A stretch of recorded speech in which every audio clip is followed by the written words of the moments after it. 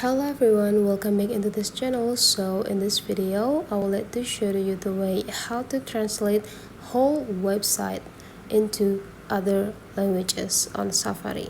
So if you use this Safari for your main browser on your iPhone, and whenever you search some informations and you got the articles is written into the language that you are not mastering to, you can still understand what this website is saying by translating into the language that you are mastering.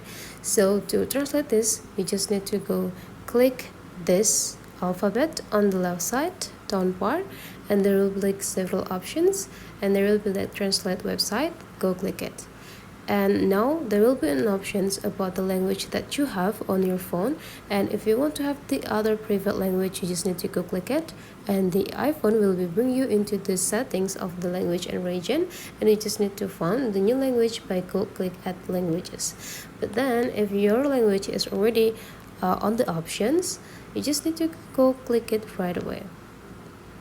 Let's say here you want to read in English, go click English, and you just need to wait until the whole website is being translated. And now this website, the whole website is already translated.